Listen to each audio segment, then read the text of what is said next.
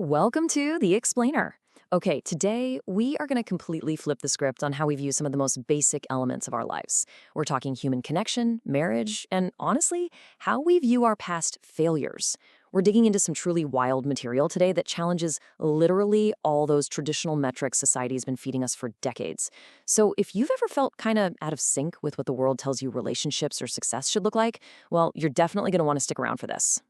So let's start with a provocative question. Can a 70-year-old and a 30-year-old be true friends? I mean, society usually tells us no way, right? We've all been conditioned to think friendships just have to fit into these neat little age-based boxes. We look at physical age and assume a 40-year gap makes genuine friendship practically impossible. But the material we're looking at today completely blows up that outdated metric. It suggests that if two people are mutually necessary to one another, they're friends. Period. It's this massive societal paradigm shift, moving totally away from physical measurements and jumping straight into spiritual and mental alignment. Just think about how profoundly this redefines human connection. The quote goes, "A friend is someone you don't regret giving anything to." Let that sink in for a second. True connection really isn't about just hanging out with folks who happen to be born in the exact same decade as you. It's actually based on mutual necessity and spiritual alignment, completely 100% independent of physical age. If there's someone you share that deep level of communication with where giving just feels effortless, that is a true bond. You know, society mislabels these connections all the time, sometimes even judging them, but when you strip away all that societal noise, true friendship is exactly about this kind of energetic exchange. All right, let's dive into Section 1, the marriage paradox, mental versus physical connection. To really grasp why so many modern people are flat out rejecting traditional relationship models, we have to talk about mental age. I mean, why are marriage rates shifting so drastically right now? Well, it's because we're finally seeing all the glaring flaws of those outdated, physically driven relationship models bubble right up to the surface. People aren't giving up on love. Actually, scratch that. They're rejecting a system that just doesn't fit who they are on a deeper level anymore. Now, mental age isn't about whether you act playful or serious at a party. It's a spiritual and intellectual metric. It literally dictates your relationship choices and your overall life standards. When your mental age is high, you're craving deeper, non-physical alignment.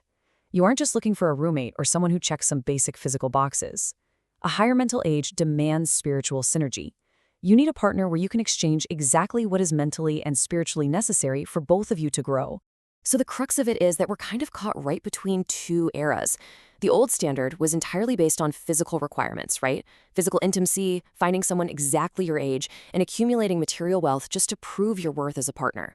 But the new standard, the one being pushed forward by people with a higher mental age, that's all about mental connection, mutual growth, and spiritual alignment. You simply can't force a connection if the spiritual and mental goals don't line up. It doesn't matter how much society expects you to make it work. The whole yardstick for relationships is fundamentally changing right before our eyes. And this brilliantly illustrates the real driving force behind modern marriage trends. There is a massive, fundamental difference between cannot marry and choosing not to marry. Those who quote-unquote cannot marry often have a lower mental age. They might still be relying on those outdated appeals, but they just lack the prospects. On the flip side, those who consciously choose not to marry, they usually possess a really high mental age. They aren't failing at marriage, they are actively rejecting mismatched standards. They're holding out for true spiritual alignment because they understand that there's absolutely no point in forcing a life with someone if you aren't helping each other grow on that deeper mental and spiritual level.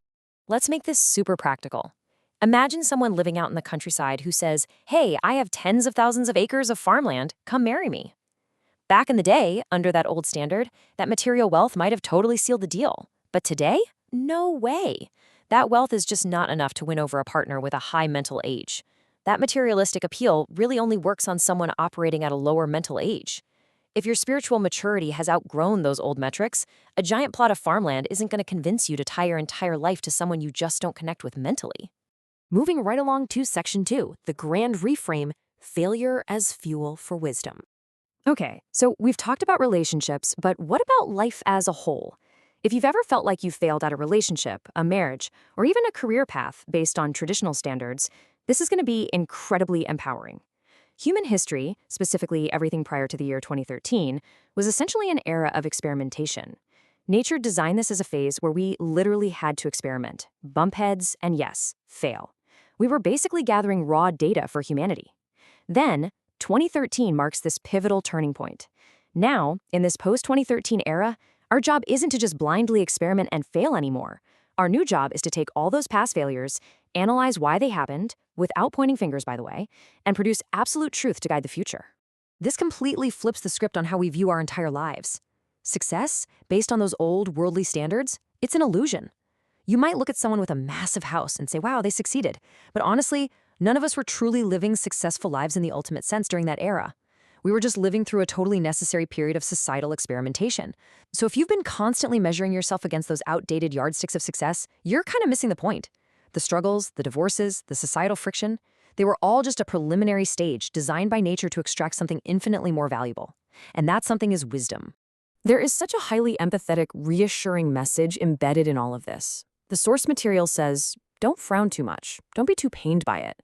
It's this direct comfort for anyone who feels like they've just failed at life or marriage or relationships. Look, if nature or the universe, whatever you want to call it, drove us through this messy experimental phase specifically so we could gather the raw materials needed to build a better future, well then your pain wasn't for nothing. You really shouldn't be agonizing over past mistakes like they're these huge personal defects. They were absolutely essential, necessary steps for human evolution. And that brings us to what we're actually supposed to do with all those past experiences. Enter the concept of Jungbub, or righteous law. Now don't worry, this isn't some strict legal framework. It's the vital truth, the wisdom that gets produced by synthesizing all our past societal mistakes. Your past struggles, they were literally the raw materials required to create this enlightened path. So our duty now isn't to just sit around dwelling on the past or trying to stubbornly force old standards to work. Our duty is to digest our experiences and create a totally new standard so the generations coming up behind us don't have to suffer and fail in the exact same ways we did. So, as we wrap up, I really want to leave you with this provocative question. Are you still judging your life by outdated metrics of failure or by the wisdom you're now pioneering for the future? If you've been holding on to regret over a relationship that just didn't fit the mold or a life path that didn't look like that perfect, traditional picture of success, it is time to let that go. You are part of a generation that experimented, gathered the hard data, and is now tasked with pioneering a totally new era of mental and spiritual alignment. Embrace that role. Thank you so much for hanging out with me on The Explainer today. I really hope this new perspective empowers you as much as it fascinated me. Keep learning, and I'll catch you next time.